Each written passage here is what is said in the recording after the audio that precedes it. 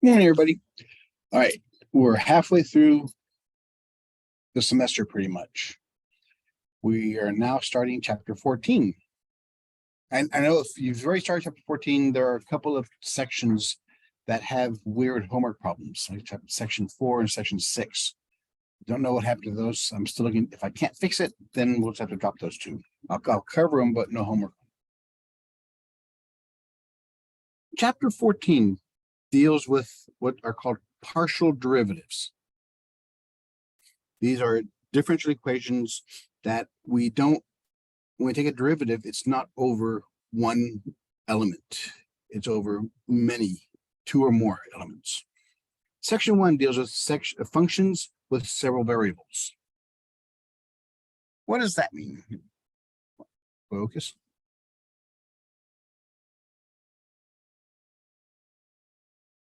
What that means is, for example, if we had, let's say this is just a straight line.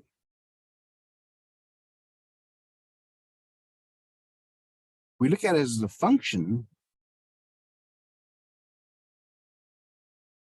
How many dimensions is that?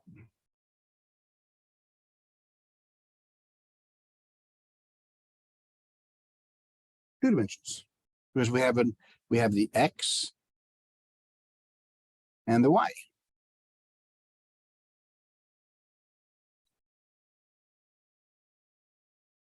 Let's say we're talking about interest. I is interest equals some function. Whenever you have something that is pretty much alive, it grows or shrinks, we deal with time. Principal is a function of rate, of the principal, rate, and time.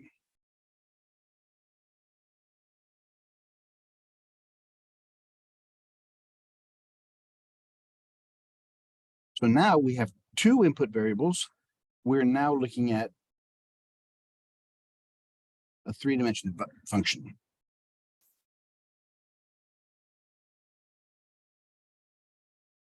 Rate, time, and interest.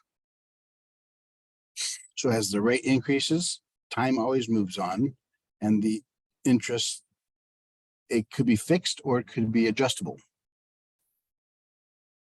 Temperature. How many variables are there in temperature?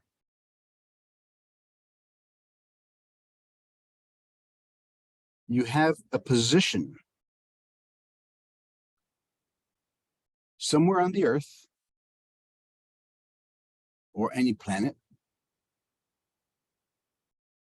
You have a position that's on the X and Y curve,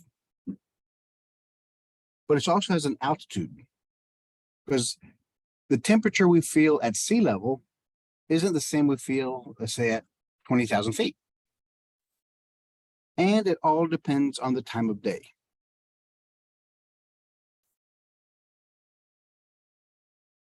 So temperature is a function of a position and the time of day. And when it comes to time, we're going to look at time of the season. Is it summer, is it winter, is it fall, spring? So this one is even more difficult because we have four variables at input, and the fifth variable, these are the independent variables. And this is the dependent variable. We can't graph that. Anything more than three dimensions, we can't graph because we can't really see it. We can't visualize it.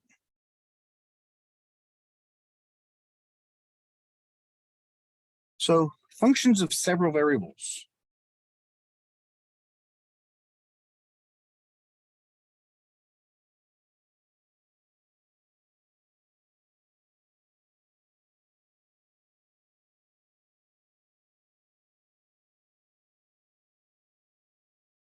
Are defined through two or more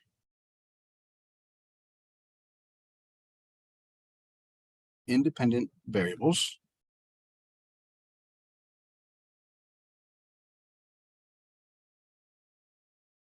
and points.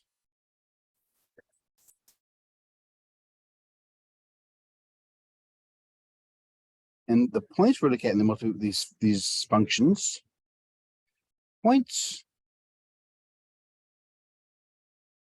are now what are called ordered n tuples.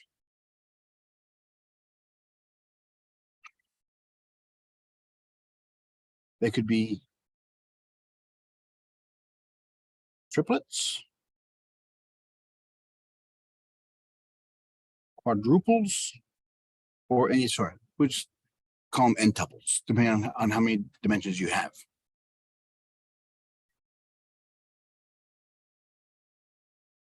With their domain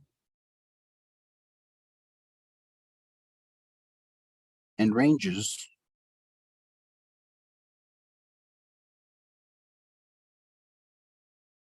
all real numbers.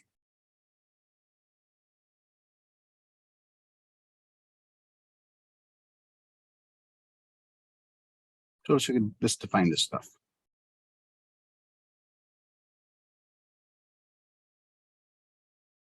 Definition.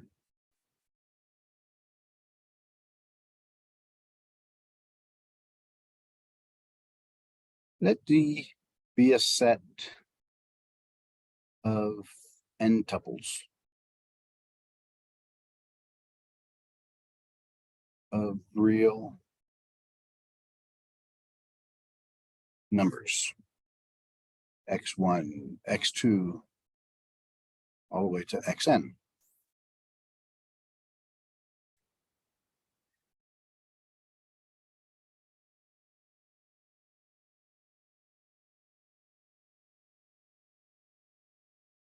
A real numbered function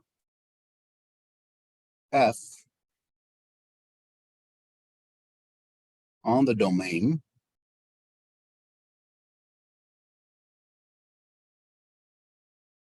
of real numbers, the domain D,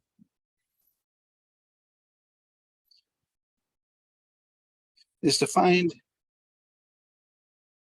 as a set of rules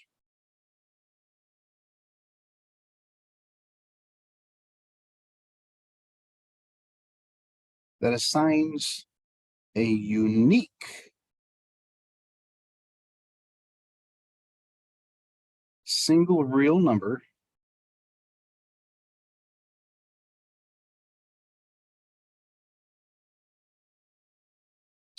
assigns a unique real single number to each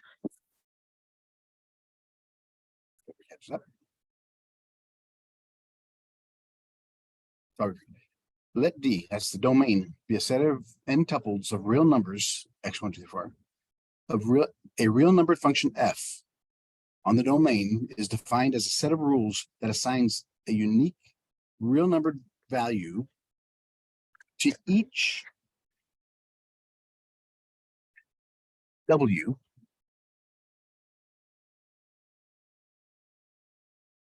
in the set of x1, x2. So those are the outputs.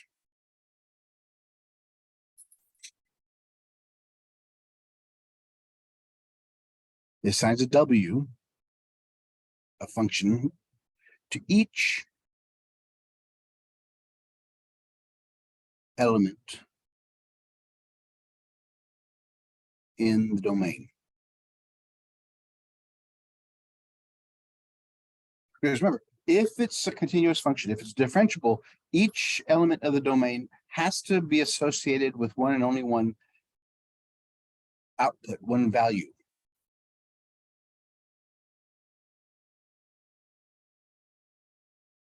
D is the domain.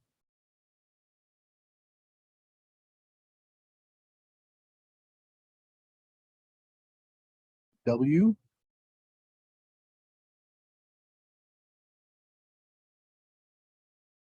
are the values of f of the function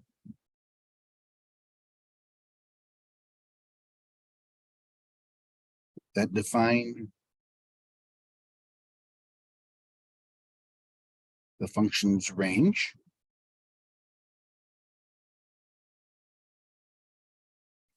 And f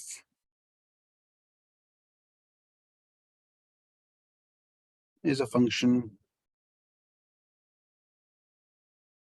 of n independent variables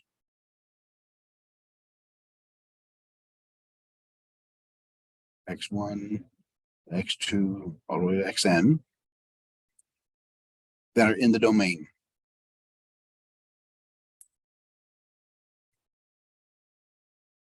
We're going to start putting all these together and coming up with our multiple dimensioned functions.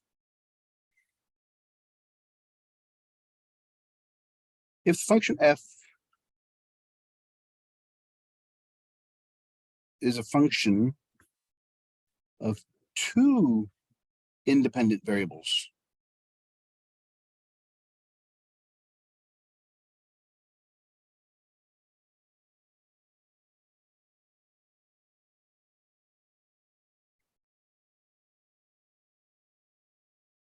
the independent variables x and y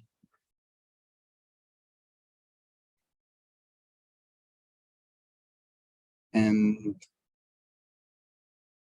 one dependent variable,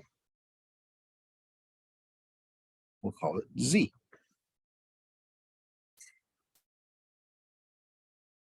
So it's, if you have a function and it has two variables inside it,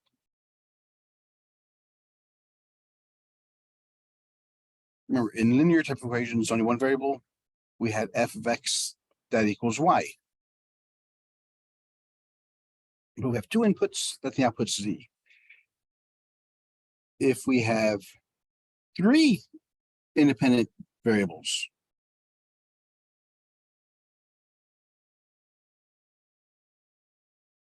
then we define the fourth variable, the output variable, as w.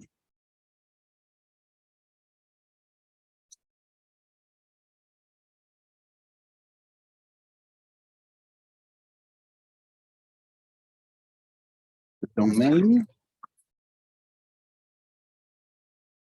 of function with two variables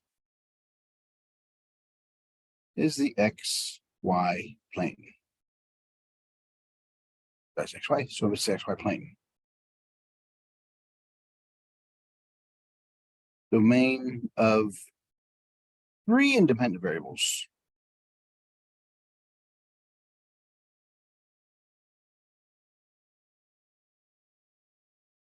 is the 3D region of space,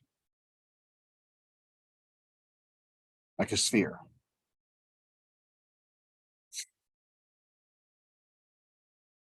So anything more than that, I mean, this in itself is difficult to draw. You know, almost this is impossible to draw because we have three variables that are the inputs, and then we have the output, which is w. So we have four dimensions really. So it gets, after that, it gets impossible to draw.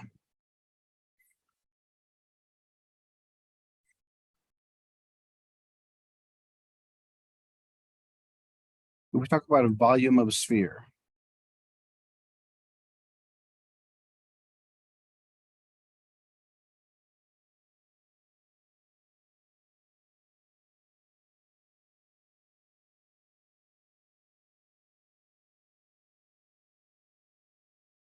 the equation is 3/4 pi r cubed.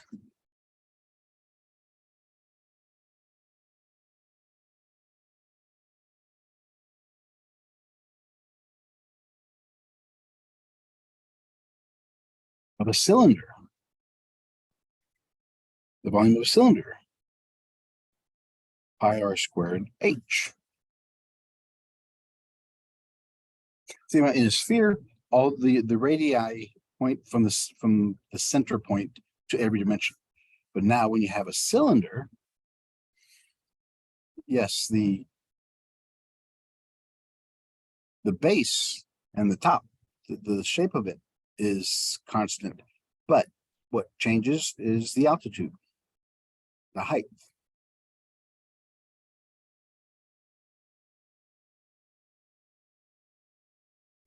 Right, so as we start looking at more and more and more and more complex functions, it builds up and it's almost impossible to graph from there on out. Conceptually, we could conceptualize it mathematically by looking at the numbers, but graphing it, we can't do it.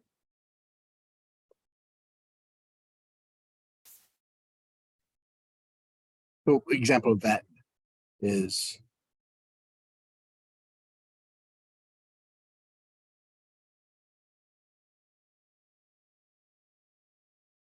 example of this is what's happening here is our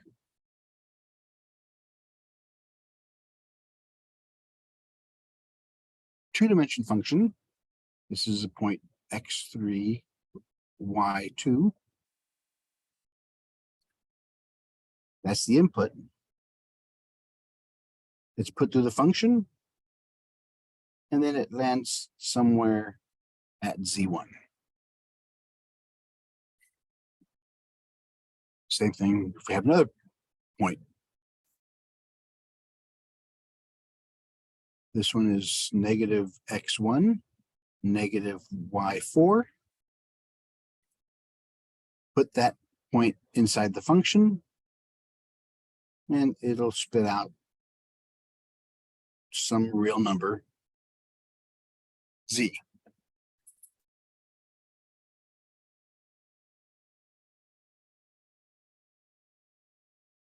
Same as we did in algebra and even before that.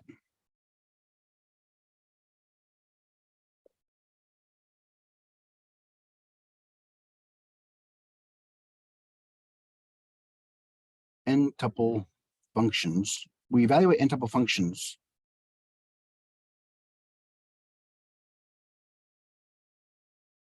by substituting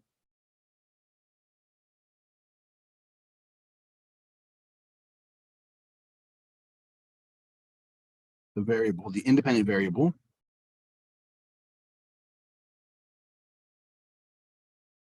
with the values,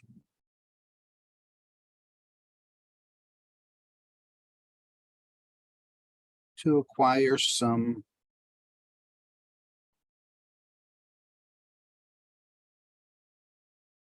solution. For example, let's say I had -2, 3, and 5.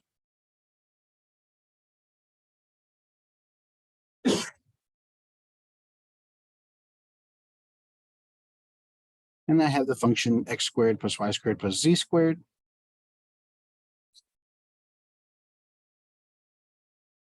Square root of that.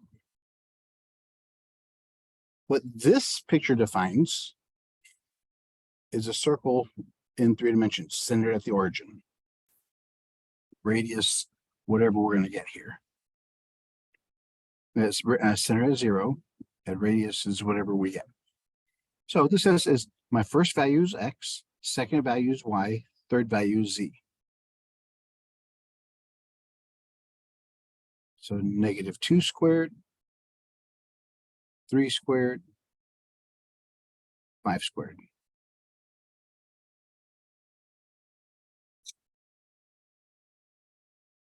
And just work it out. 4 plus 9 plus 25.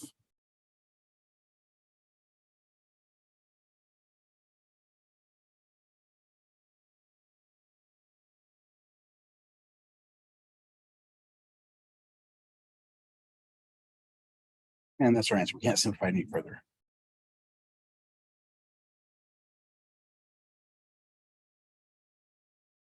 So yeah, so if you're given this part, just plug in the values inside the function. This is exactly the same way we would do if I gave you this.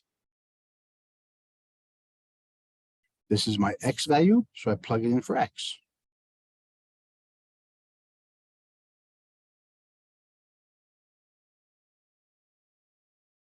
All right, so it gets fun when we start taking derivatives and integrals. That comes very soon. Domains and ranges.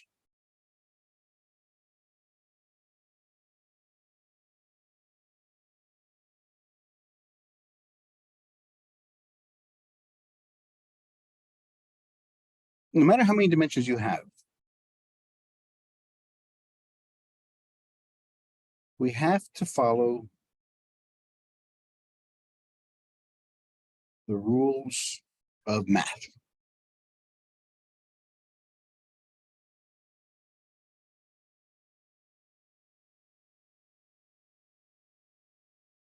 We have to avoid inputs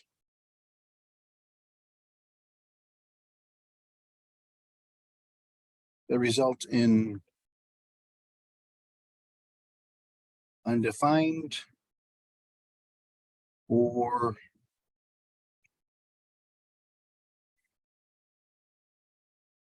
complex solutions.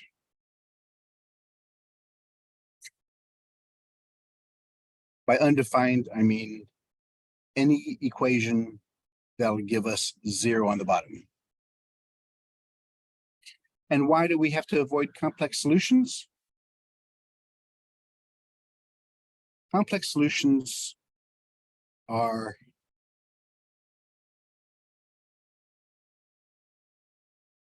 part real and part imaginary. We cannot use imaginary because our domain in 3-dimension, 4-dimension, n-tuple functions are all real numbers. And by definition, an imaginary number is not real. By definition.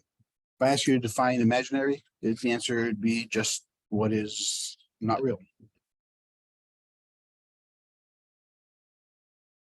All right, let's look at some examples here. Let's find the domains and ranges of these functions and figure out how to do this. So what's the domain in this first function? Remember, since we have 2 inputs, our domain has to be whatever it takes so it doesn't break any rules. So what's the rule of square roots, of radicals? You cannot have what inside there? You can't have negatives inside there because then it'll give you a complex imaginary number. So the domain has to be only where the smallest it can be is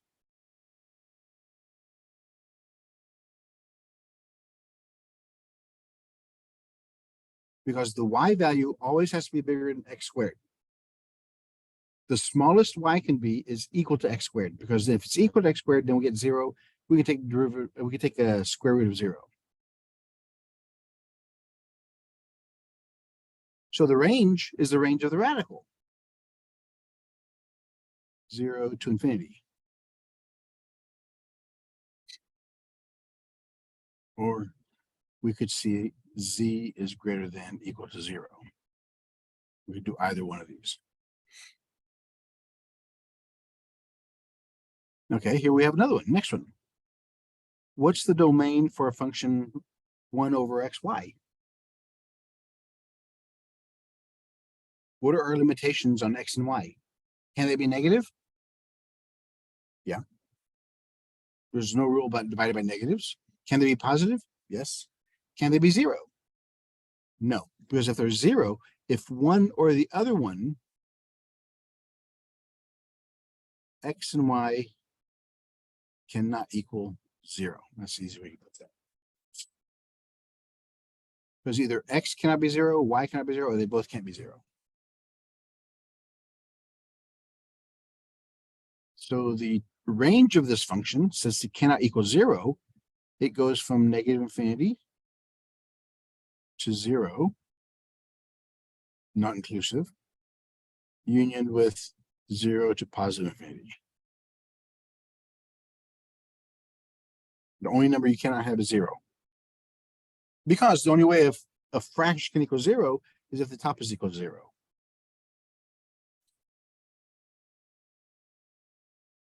But the sine function, is the sine function continuous? Yeah, the sine function goes on forever, like this. It's the sinusoidal wave. So it deals with all real numbers. The entire, since we have xy, the xy plane. And the range, the output of a sine function is between -1 and 1. Or -1, +1.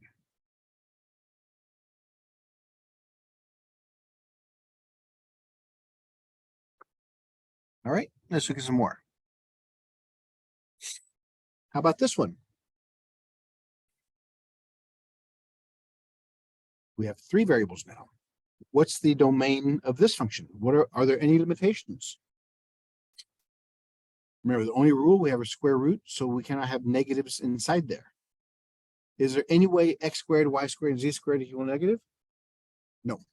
So this domain is all real numbers, or the x, y, z space.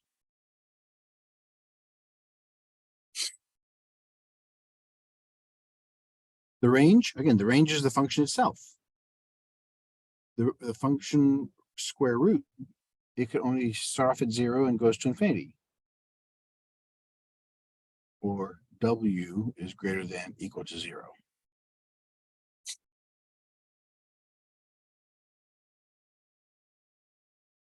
Likewise on the bottom one.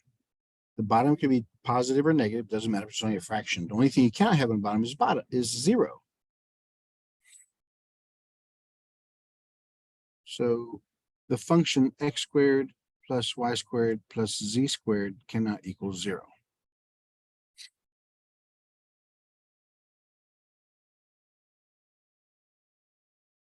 In other words, all of the functions, all the variables, x, y, and z cannot equal 0.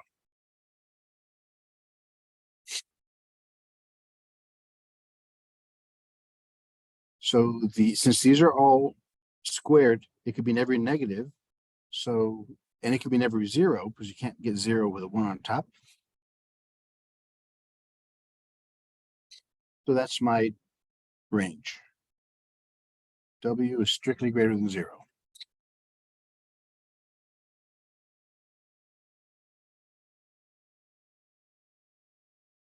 The ln function.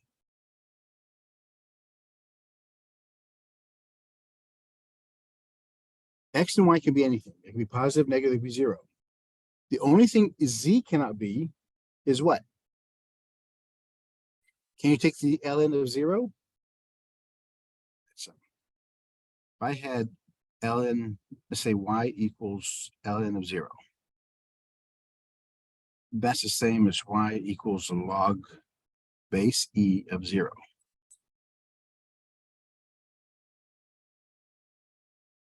Or base x, I'm sorry. Well, that's base e. So y raised to the 0 power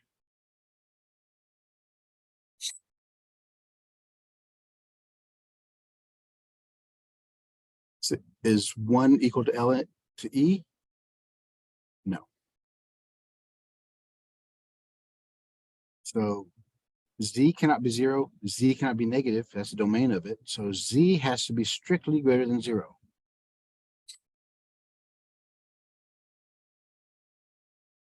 And because of x and y can be negative, positive, and 0, our range is all real numbers, or negative infinity, positive infinity.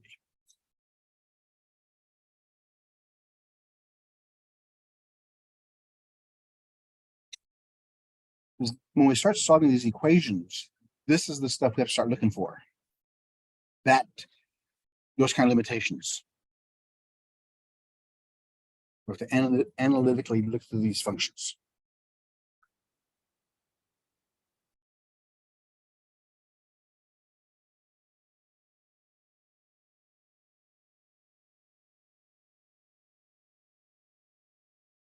Let's start off with only two variables.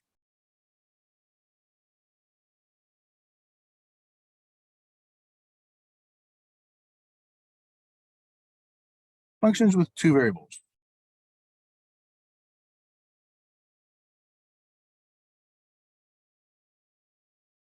They define a region in a plane. Because we have our X and Y, and then we have our K or Z.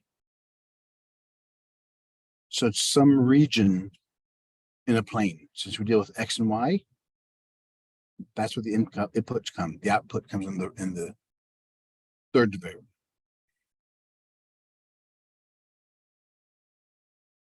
Oops, what? This is three dimensions. If we had X and Y, then we have this is the plane that we have. We have only two variables. We deal with X and Y plane. This is with three variables. I forgot the output variable. But this is f of X equals Y.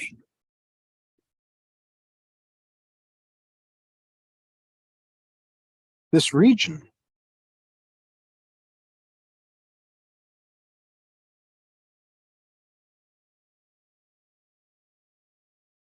consists of interior and what are called boundary points. Are, yeah. We want to do two dimensions.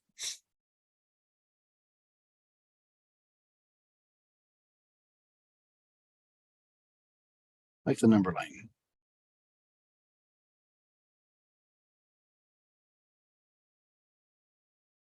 So this is still with X and Y plane, because we have a real number line here, and we have vertical real number line.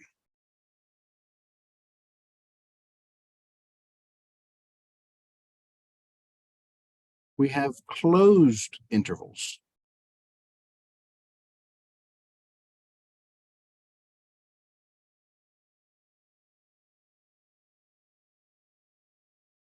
Closed intervals include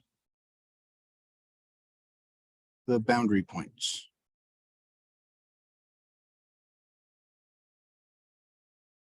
These are the bounds.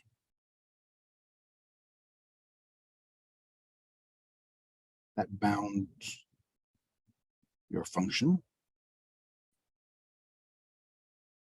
So a closed interval includes the boundary points.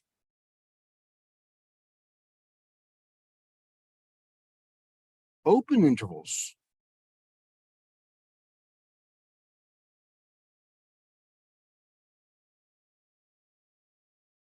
do not include the boundary points.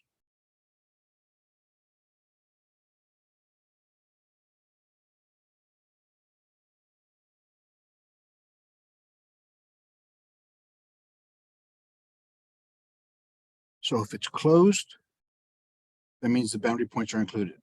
For example, if we had a graph, let's say a circle. If it's open, that means it doesn't use the boundary points. It's a dotted line, dotted picture. Because we're not using the shell. Anything else? Any other interval? It could be open on one end, closed on the other.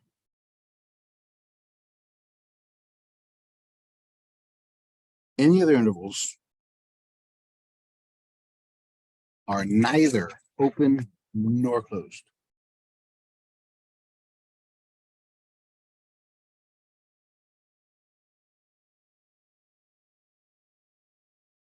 So if a question says you deal with a closed interval, that means you know that the bounds are included.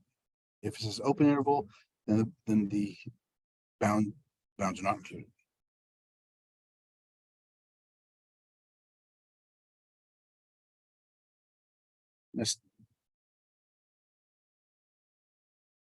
find this.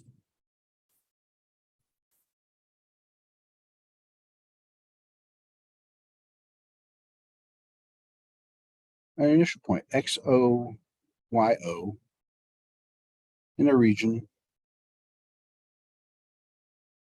R. This is when we deal with two variables. So it's in the XY plane. Is an interior point of R if it is the center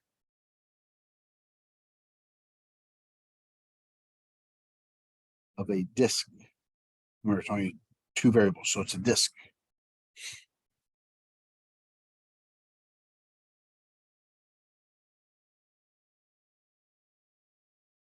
Of positive radius R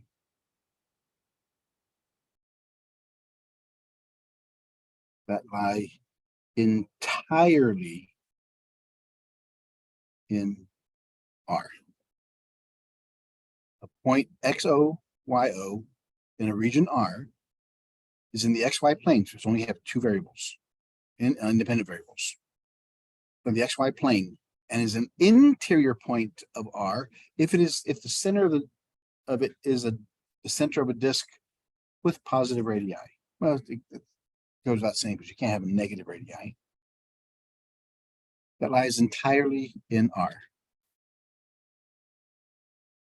Conversely,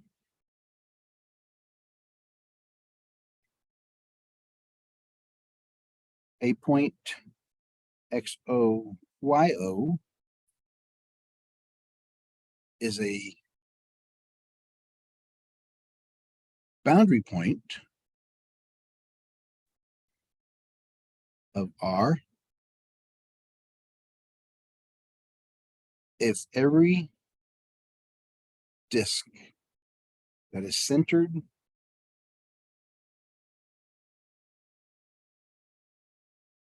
at that point XOYO, if every disk centered at XORO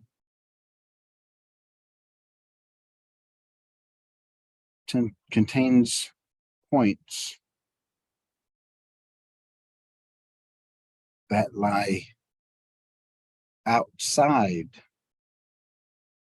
of R.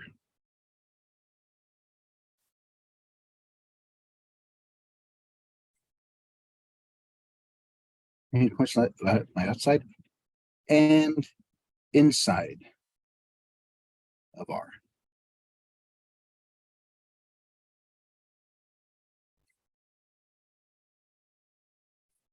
Note,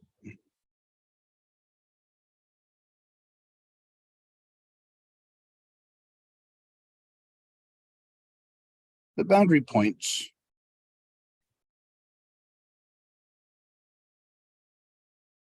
do not need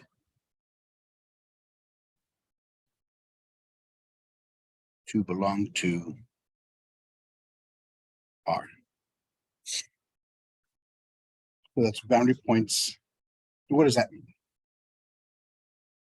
Get our first example here. So if we had two pictures,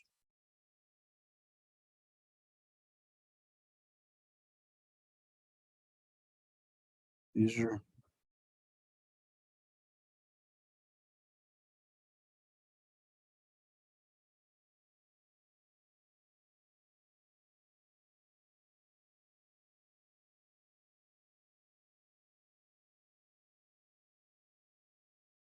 this is an example of interior and bounded. So again, as we saw the first one,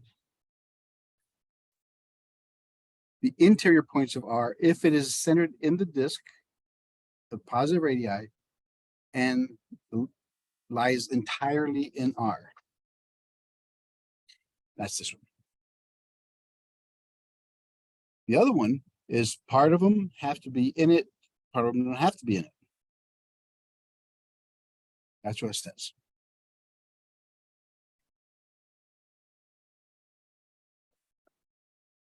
So interior points of a region are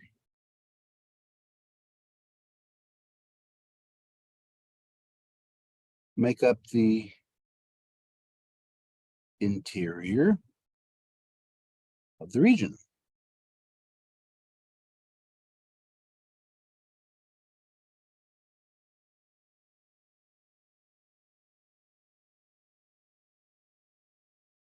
Boundary points of a region are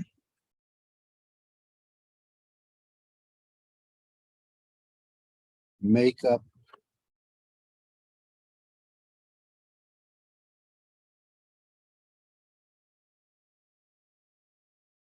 boundary.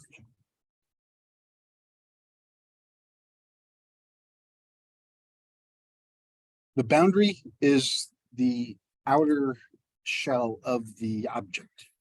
So in interior, this could be anywhere. So all of these together make up the region. This is the region R. This is the region R. Notice how the center is on the shell of the region.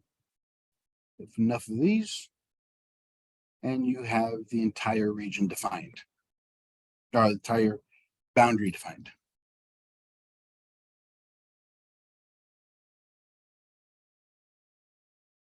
It's open if it contains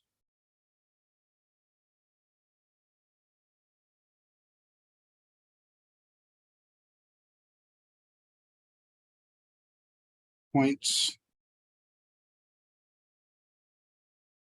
entirely in the interior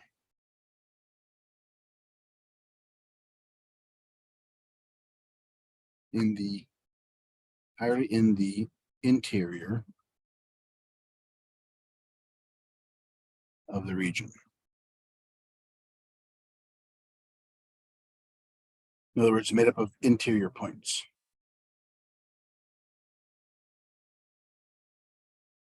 It's open. It's closed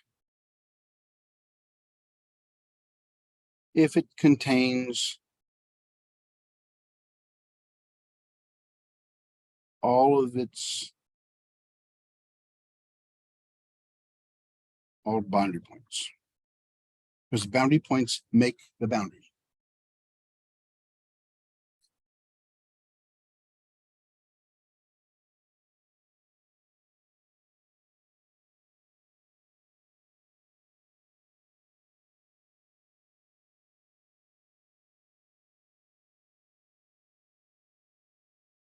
Let's look at, because that's either open or closed. Can it be half open? We showed the neither ones. It could be either half open, half closed.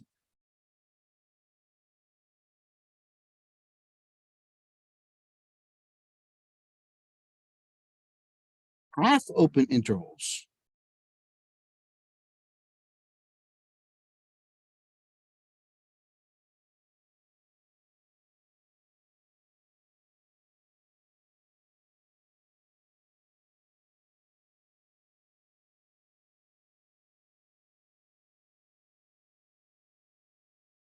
in some region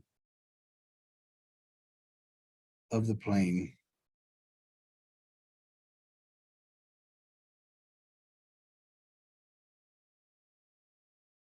are neither open nor closed.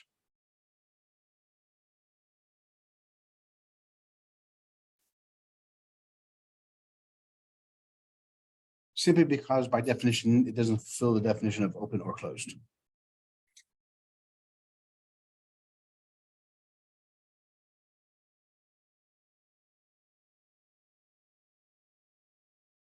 For example, if you start with an open disk, why an open disk? Because we only have two input variables.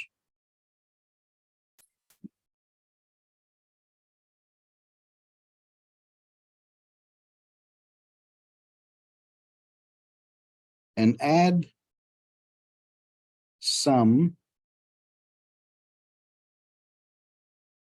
but not all, of its boundary points.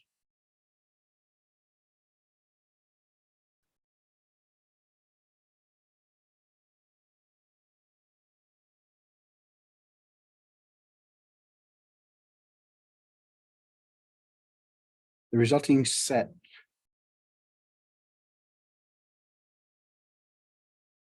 is neither open nor closed.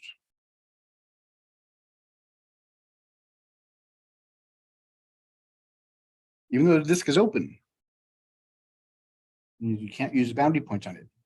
And it's neither open nor closed because it can't be one or the other.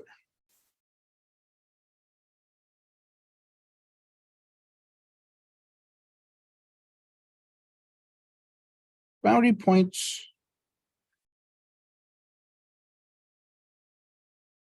that are there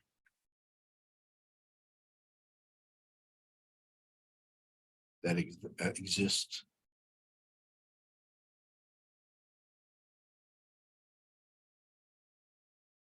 keep the set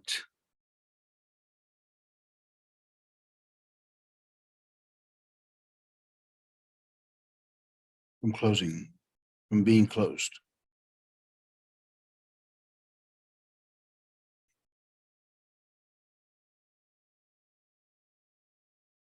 No, boundary points from being open, I'm sorry. Boundary points that exist keep the set from being open.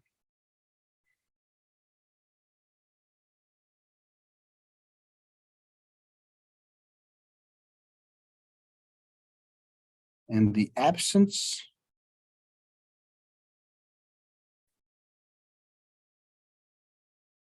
of the remaining boundary points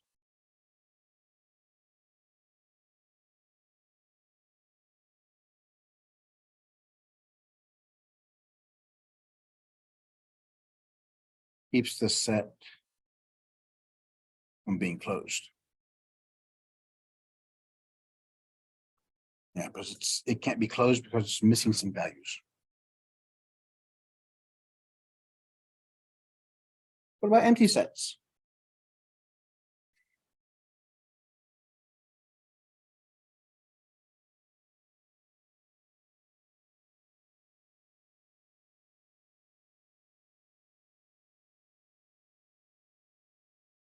By definition, does it have a center point? No. So it has no interior points. And likewise, have no boundary points.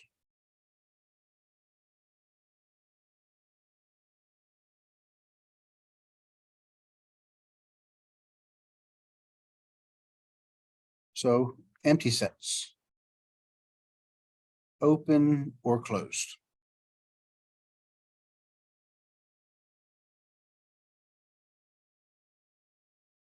They're open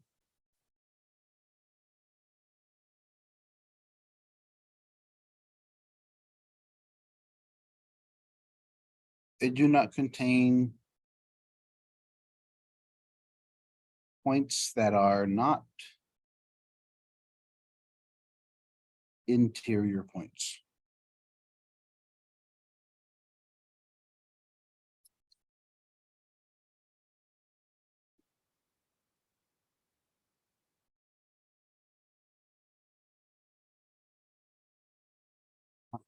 Are you sure it's not closed? Empty sets can be both open and closed.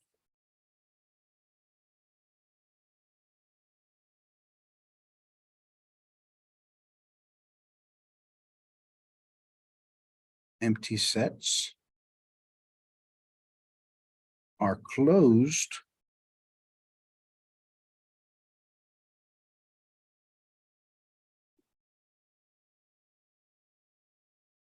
because there are no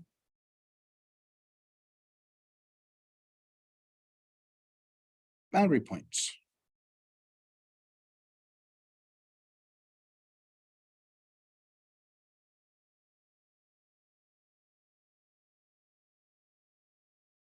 That it fails to contain.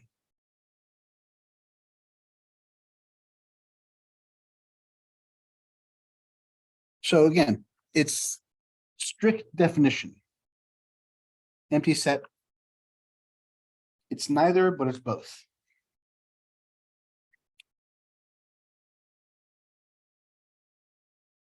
So the entire XY plane is both open and closed.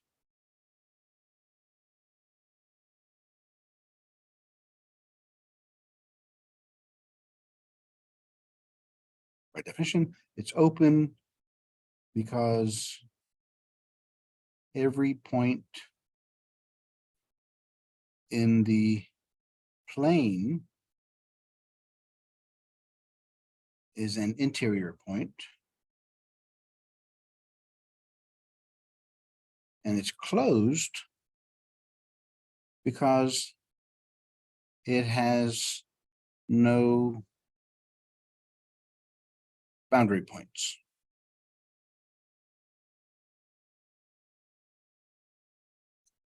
Everything else is either neither open or closed. Let's put a formal definition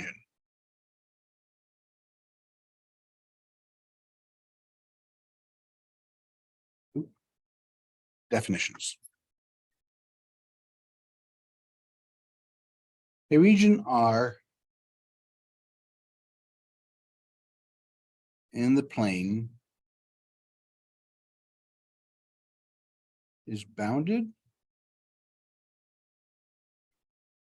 if it lies inside a disk of finite size or the finite radius. It's a disk.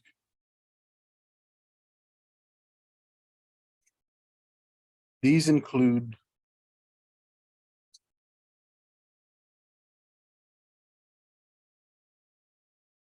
line segments,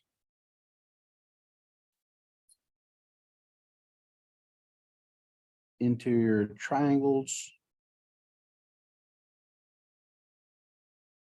regular triangles,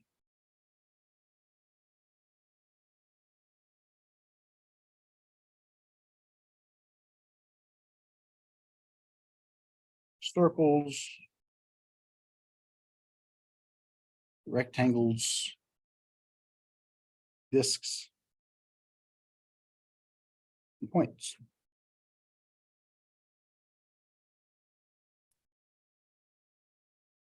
So a region R in the plane is bounded if it lies inside a disk of finite radius.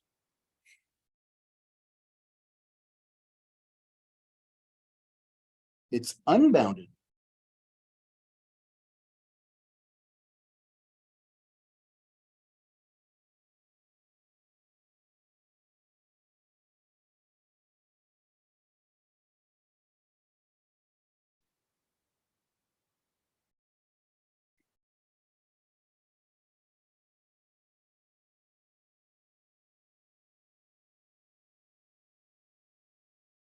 if it's not bounded. Again, it's the same as the definition. You have a real number. What's an imaginary? Not real. It's unbounded if it's not bounded. These include lines,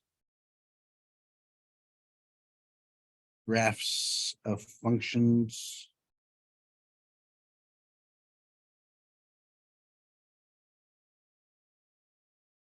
on infinite integrals,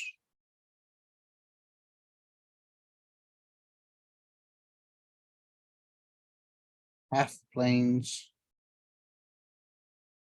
planes, and axes.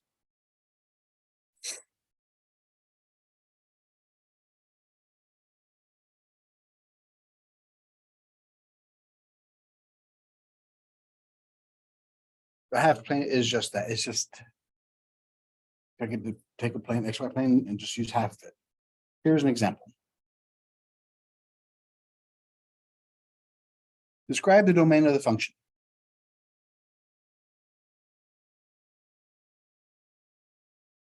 We did this one already. See if you remember.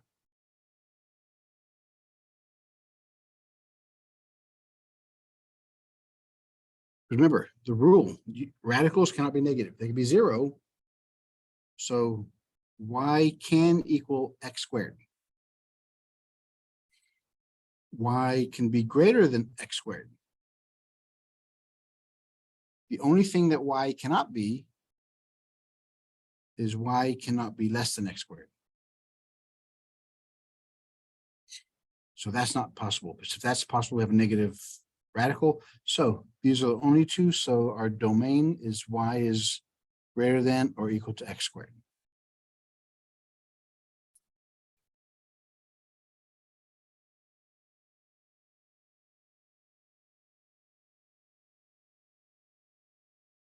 So what does that look like graphically?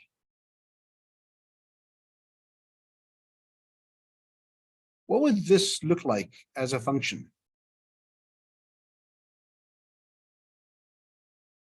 The smallest thing equals 0.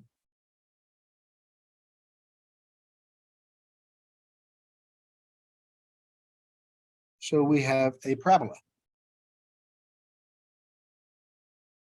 According to this, yes, we can use this shell, the line of the parabola, but y has to be greater so that for our solution set is everything inside here. Because the y value has to be larger than or equal to x squared.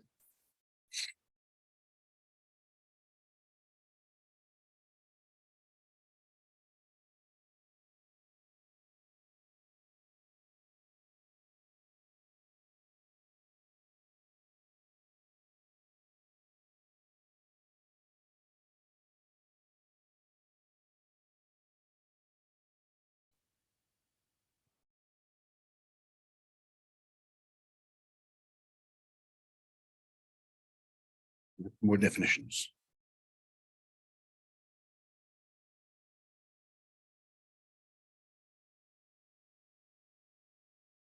A set of points in the plane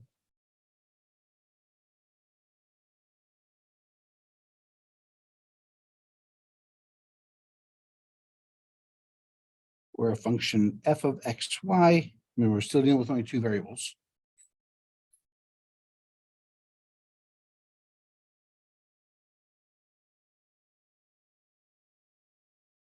has a constant value,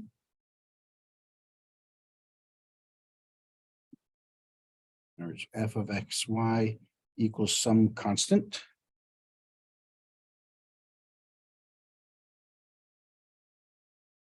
It's called a level curve of f.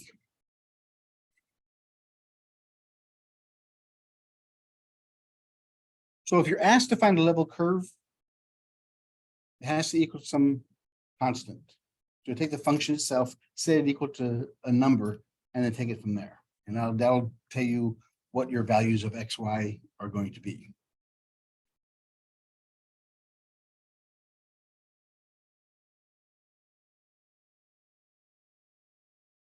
The set of all points, remember we do f, in this equation we have f, we have x, y, and f of x, y.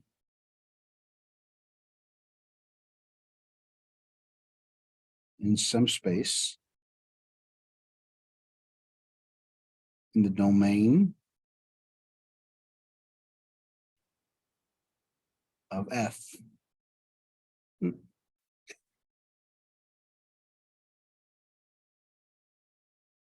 Is called the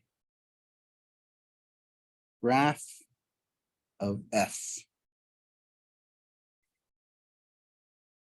or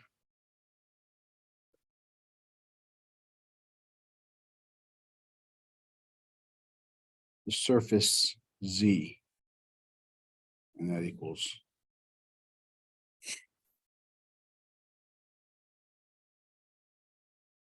so a set of all points of x, y, and so it's like x, y, z in some space in the domain of F is called the graph of F or the surface of F.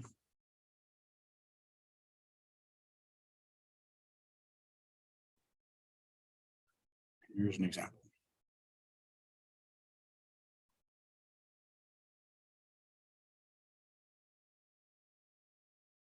Graph f of xy equals 100 minus x squared minus y squared, and plot the level curve of f of xy equals 0, 51, and 75 in the domain of F in the plane. Okay, so what does that mean? Here's our function. What is level curve? How do we find a level curve? Level curves are found when you take the function and set it equal to a constant. These are your constants.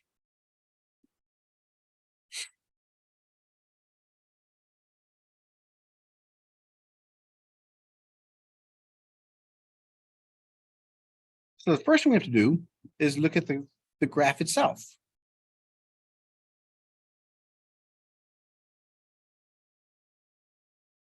What does that look like?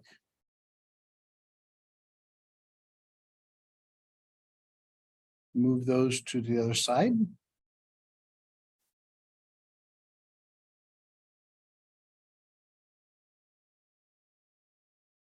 So what is that equation of?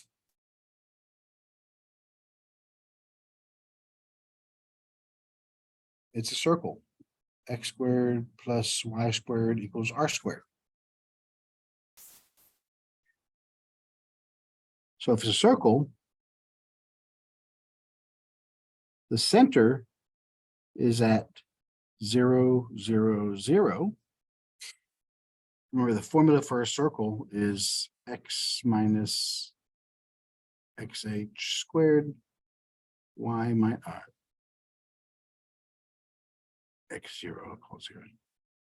And then z, going 2 dimensions, equals r squared. Since all we have is x and y squared, that means no z. That means the center point. These are the center points. 0, 0. So the center is at 0, 0. The radius, so r squared equals 100.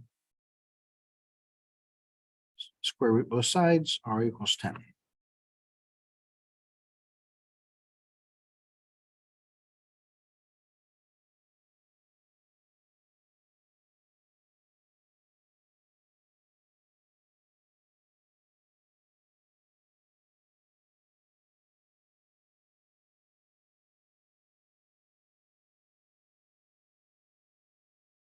So with this as the radius is 10. On the x and y axis, it's 10. It's a circle.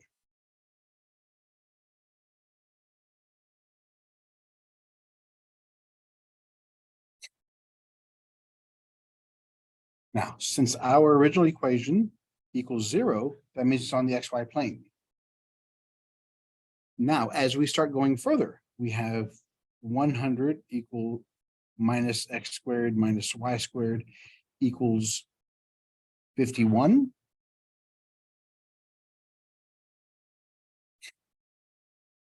So repeat the process. Let's subtract 51 from both sides, and then move these guys to the other side. So we have 49 equals x squared plus y squared. And the center is at 0, 0. The radius is 7.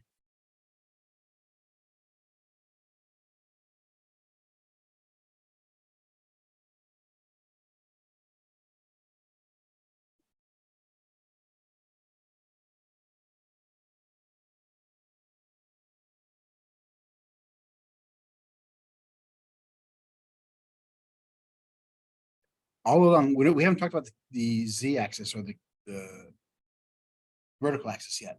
Because what happens here is we know that this is the equation of a parabola.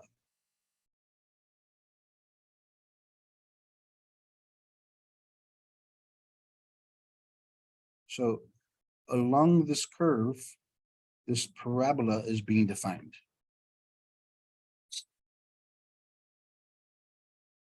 The last one, we know that 100 minus x squared minus y squared equals 75. Subtract 75 from both sides, move these over there. So we have 25 equals x squared plus y squared. The radius is 5.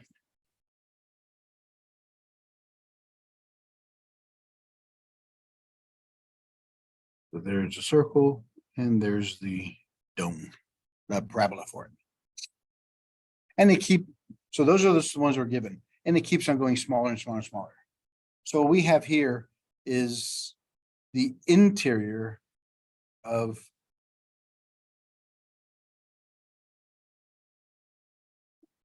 an upside down parabolic cone.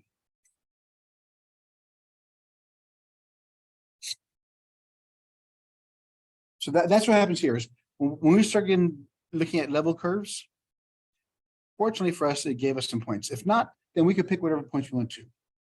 Since we know we have 100 here, the easiest ones to work with, as I did, were 49, 81, or 25, anything that's a perfect square. So when we look for the radius, we can take the square root of it.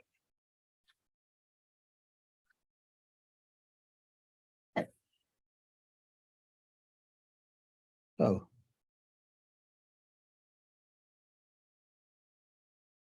the curve in space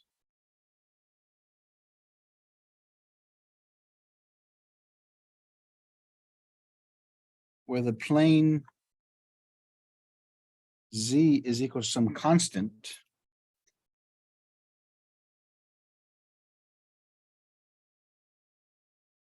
that's the surface z equals f xy. So the curve in space where the plane z equals c cuts the surface in space. It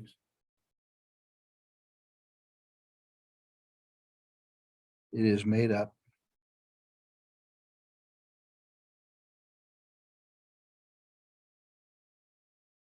of the points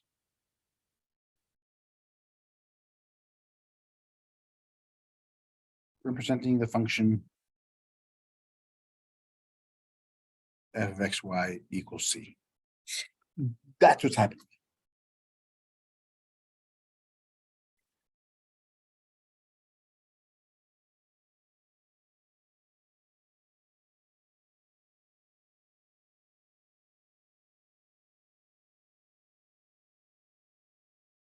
This definition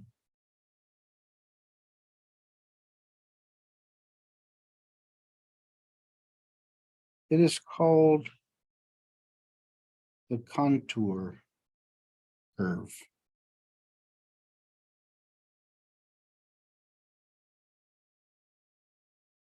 F of xy equals c.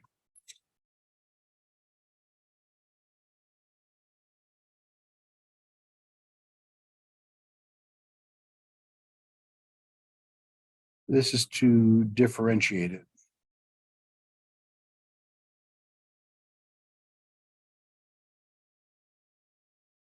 from the level curve.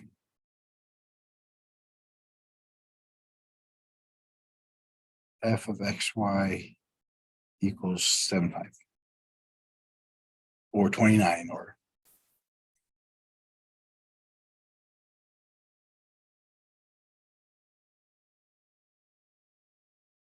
on the surface of z equals 100 minus x squared minus y squared.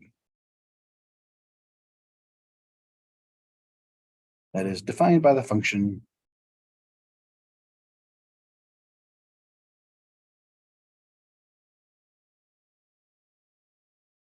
f of xy equals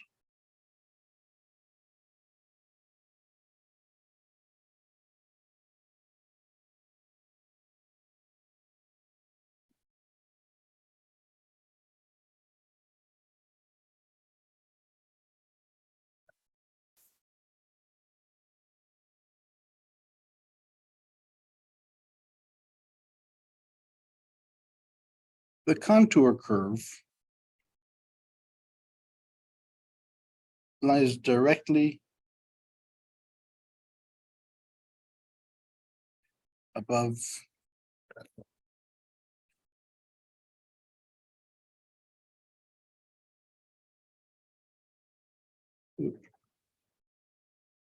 circle x squared plus y squared equals 25.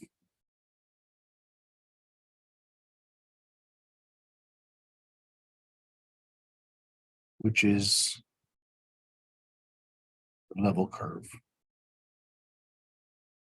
of f of xy equals 75.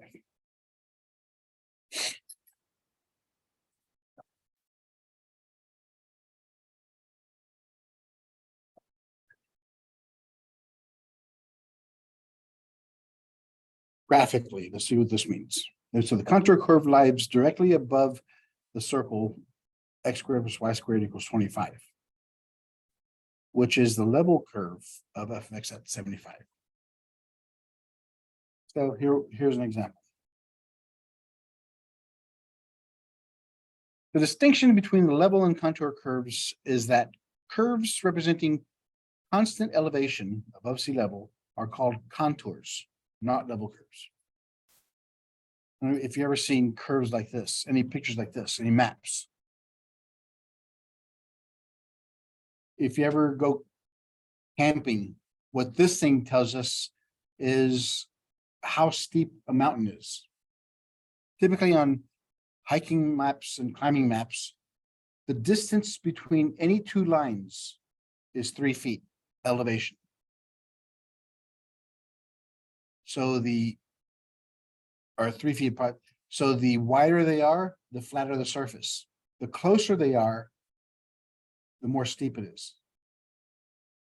So what you're looking at, it doesn't tell us if you're going up or down though, because you could have a range that looks like this.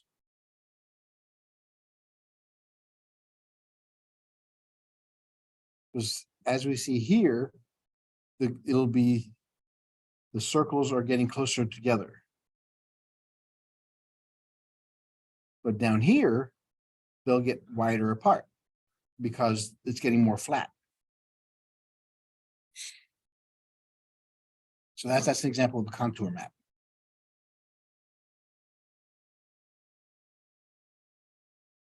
Once you know how to read those, the other maps that climbers use or campers use are obsolete.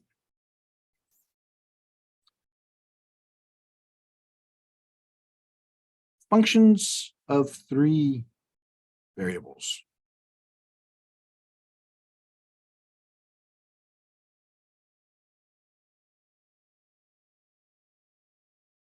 In a plane,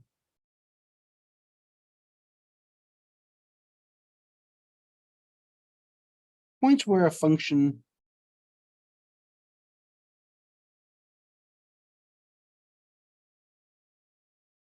has a constant value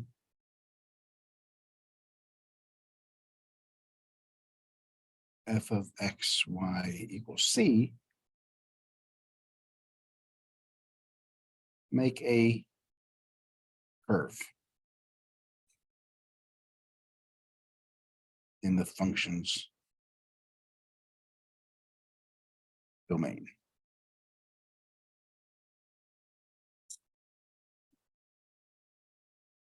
So that's in a plane. That's in 2-dimension, x, y, or 2 variables. When we deal with 3 dimensions, when we deal with 3 variables, we're dealing with space. In space,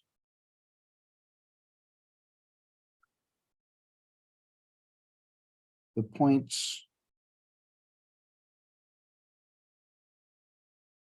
we're a function of three variables, or three independent variables.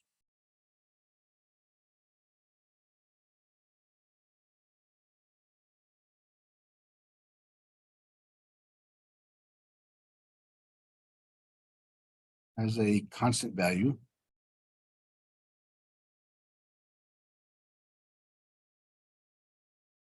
of f of x, y, z equals c.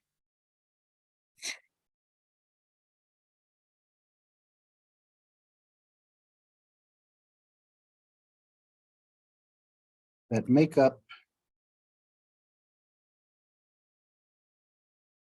the surface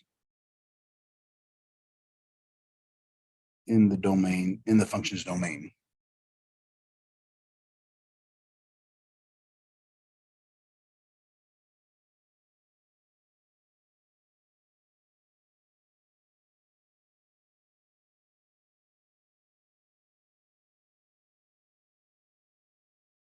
Because remember, if function equals a constant, then what you're doing there is you're only finding the bound, the outer shell of this function. Inequalities will tell us if it's less than, it's inside of it. If it's greater than, it's outside of it.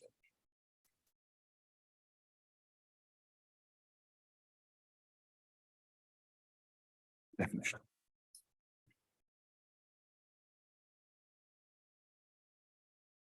The set of points x, y, z in some space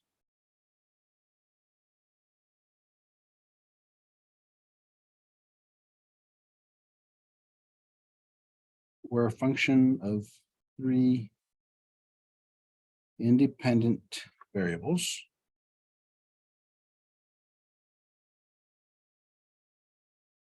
as a constant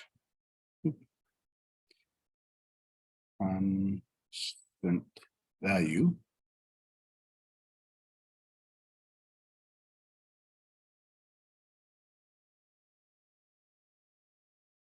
is called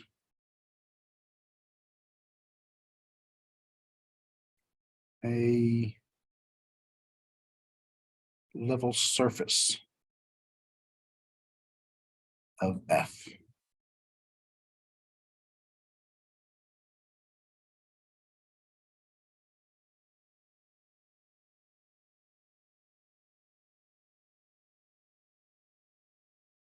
Now think about this. We have three independent variables, X, Y, and Z. So in our graph, this is X, Y, and Z, and this is our solution. So if you think about it, a point on the graph would look like this: X, Y, Z, and whatever that solution is. Typically, we use W, so X, Y, Z, W. 4 dimensions. We can't do that. We can't graph that.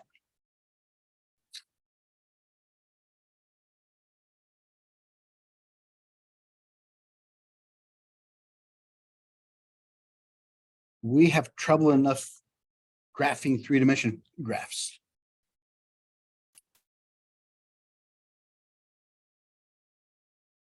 So again, whenever a function, 2-dimension or 3-dimension function equals 0 or some constant, you're dealing with the outer shell of it, the boundary of it. Oops, describe the level surface of this function. F of x, y equals x squared, y squared, z squared. The first thing you have to do, set equal to a constant. What's the easiest constant to set it up at?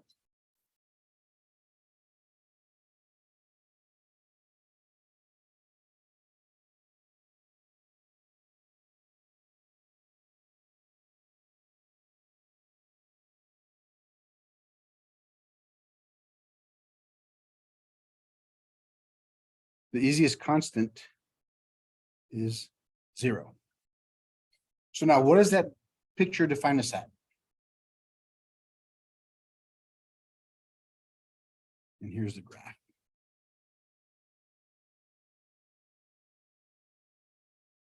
X, Y, Z. Again, x squared plus y squared plus z squared. X squared plus y squared is a circle. If you have 3 dimensions, it's a sphere centered at the origin. And this is your radius. So all we have is a solid ball right there.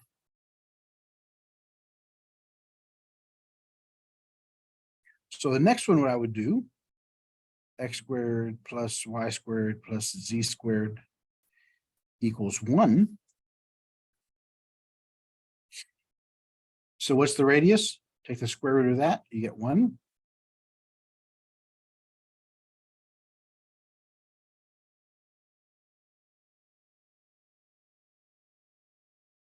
So the base is a circle. And x, y, and z. So it also goes up 1 and down 1. So it's a sphere.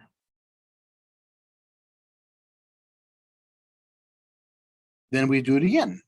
X squared plus y squared plus z squared equals, let's do 4. Why 4? Because if we take the square root of it, we get 2.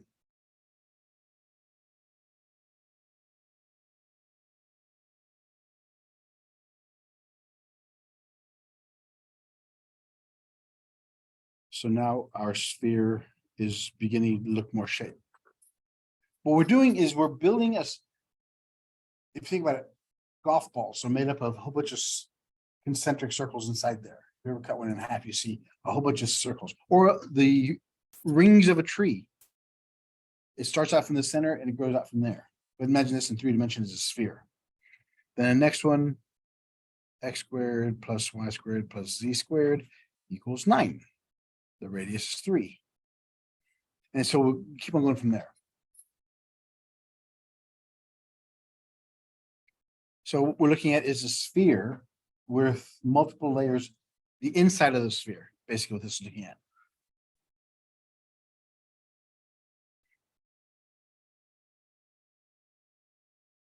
As the function increases,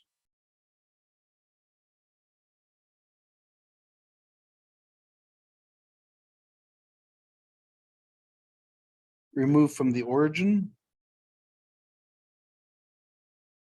outward.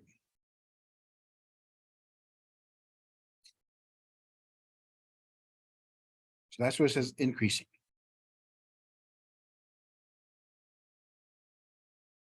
As a function decreases,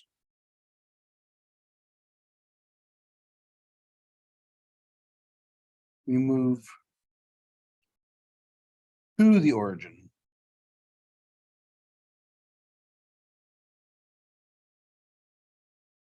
So it simply just tells us a directional value.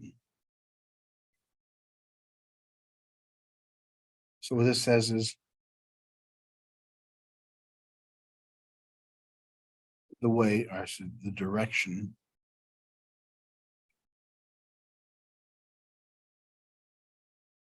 the values change.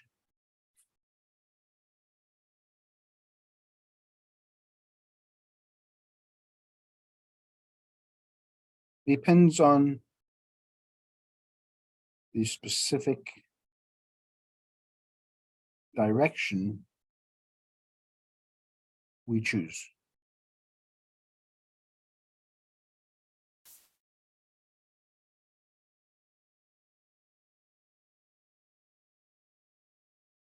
So what does that mean?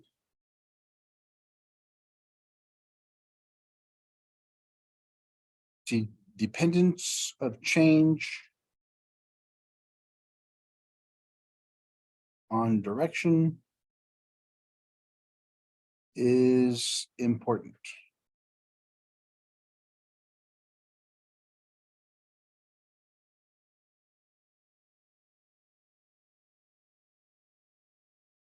Example, as same as you learned in calculus 1. If you take an integral of f of x dx from a to b, will it equal the same thing if I go from b to a of the same function? No, it'll give you a negative of it. So the direction of integration, the direction of change, changes the sign, changes your value.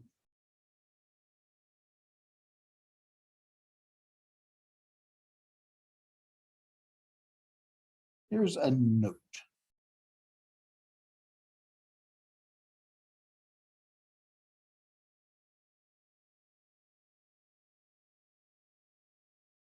The definitions of interior, boundary,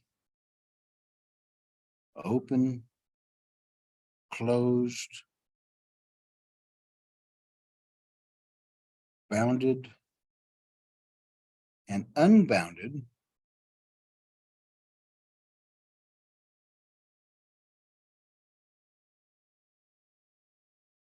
regions in space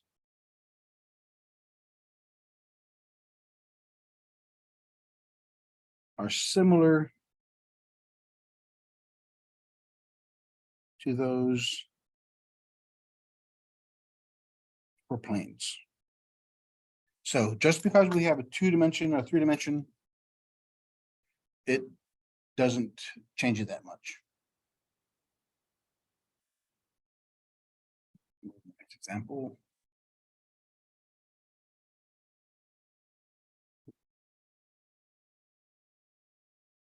Oh.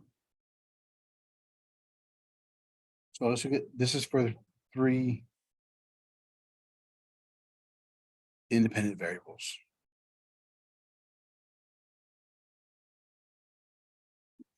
This is a continuation of it. Let's do some definitions.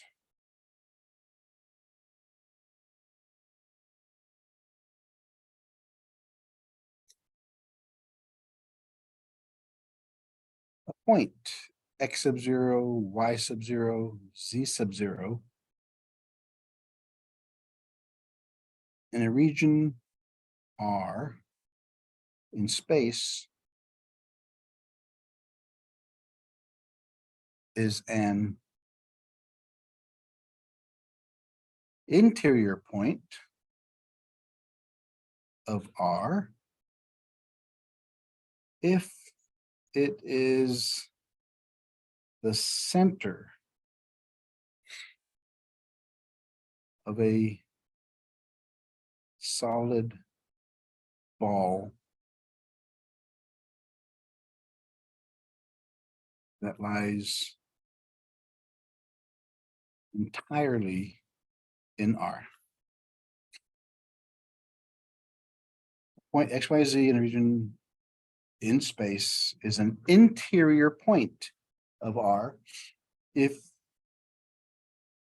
it is the center of a solid ball that lies entirely. Same thing as we did in 2 dimensions. If we had a disk and the center of that disk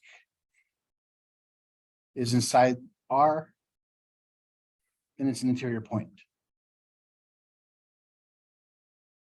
How about a boundary point?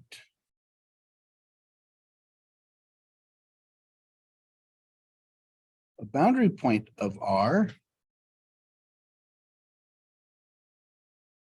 if every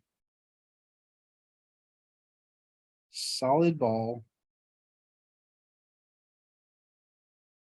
centered at x sub 0, y sub 0, z sub 0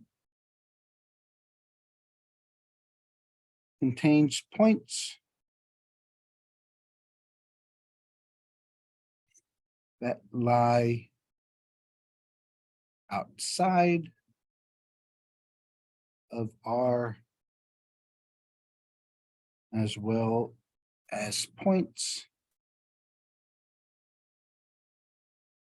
that lie inside R. Again, instead of a disk we now have a sphere. Because it's in 3 dimensions. Because now R is no longer just a 2-dimension, it's a blob. It used to be just a 2-dimension blob, but now it's has some shape to it.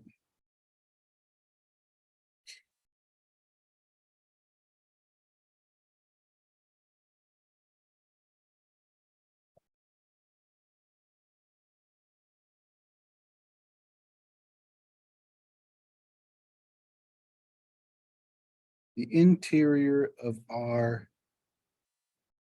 is the set of interior points of R.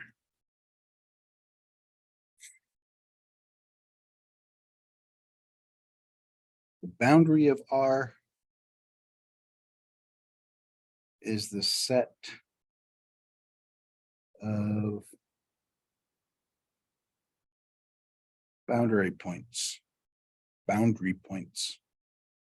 of R.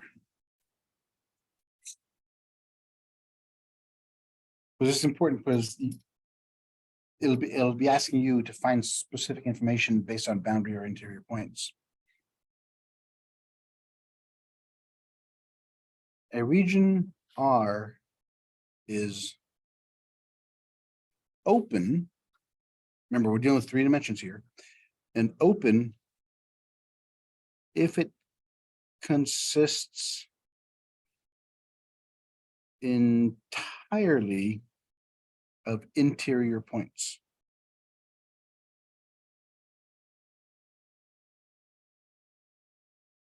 And it's closed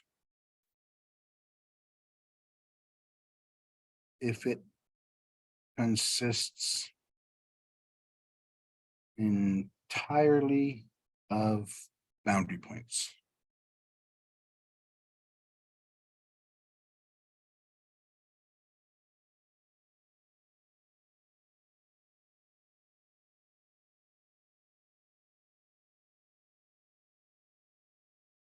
That now again, why are they different? Why is, if it only consists of interior points, why is it open? Because remember, in 3 dimensions, the center, it's the center of a sphere. And that, an interior points lies inside. In other words, the outer points cannot be defined because the center point cannot be there. The only way the boundary points, the border of this blob can be defined if they're boundary points.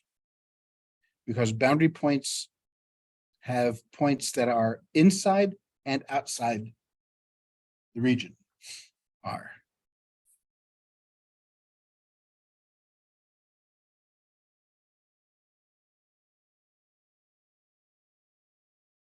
Okay, no example there.